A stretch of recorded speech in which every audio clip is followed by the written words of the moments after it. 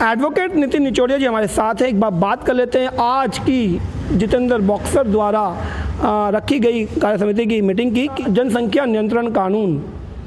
जी sir, किस तरीके से? सबसे पहले तो धन्यवाद लीड दिल्ली का, जो इस मुद्दे को भाई जितेंद्र बॉक्सर जी के माध्यम से जो आंदोलन के रूप में उठाया जा रहा विषय, लीड दिल्ली के माध्यम से आज पूरी दिल्ली देख रही है कि दिल्ली को जनसंख्या नियंत्रण की किस प्रकार ज़रूरत है।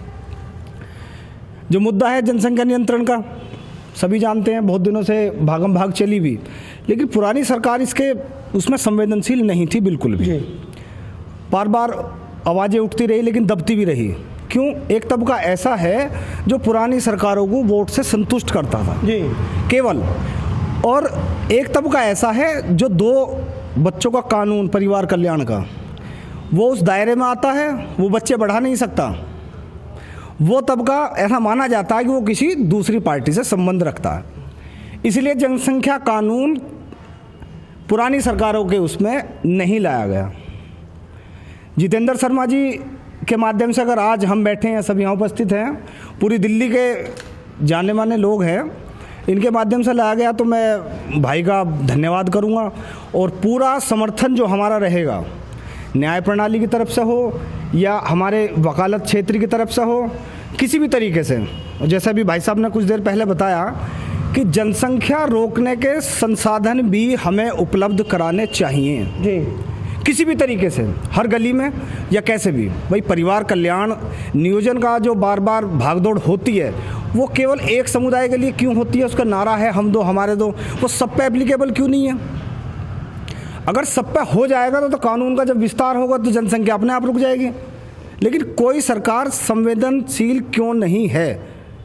अच्छा है अगर ये आंदोलन आगे बढ़ता है तो जन जन का आंदोलन बनेगा, उसमें हम जैसे नवयुवक भी जुड़ेंगे, पुराने लोग भी जुड़ेंगे, लेकिन उसमें नवयुवकों की ज़रूरत बहुत ज़्यादा है। जो बुजुर्ग हैं वो उस तबके को पार कर चुके हैं, लेकिन वो इस चीज़ का उदाहरण जरूर बनेंगे।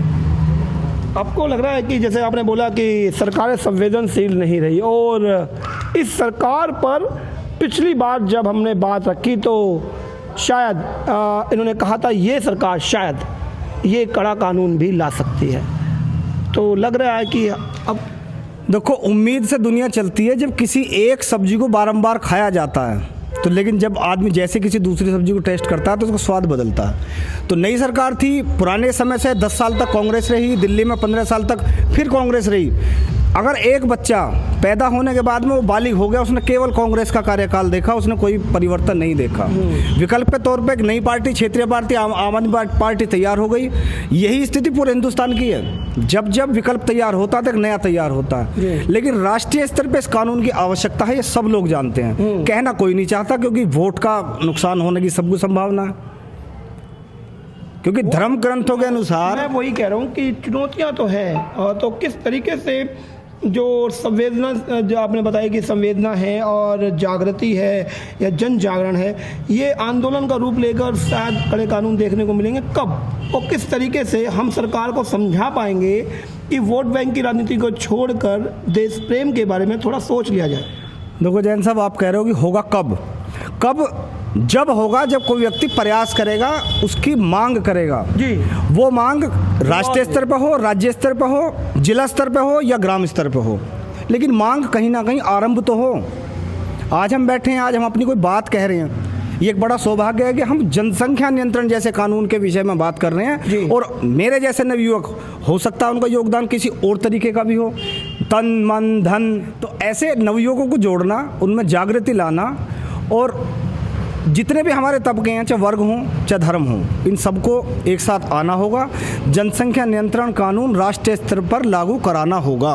अच्छा, मैं एक बार और बात कहना चाहूँगा कि बार बार बात आ रही है कि जनसंख्या नियंत्रण कानून चाहे शायद सभी के लिए एक अच्छी चीज़ रहेगी, और यदि एक विशेष तबके की बार बार बात आ रही है तो क्यों ना विशेष तबके से या विशेष समुदाय से कुछ लोग उठकर सामने आए कि हाँ, हम भी इस जनसंख्या नियंत्रण कानून का समर्थन करते हैं। यदि ऐसा हुआ तो शायद इस विशेष समुदाय के ऊपर जो बार बार ठीकरा फोड़ा जा रहा है, वो ठीकरा भी ना फूटे, और इसको हम एक राजनीतिक तौर पर अलग पेशकश कर सके और बता सके कि अब समाज, देश और पूरे राष्ट्र की अब ये मांग भी है और हित भी है।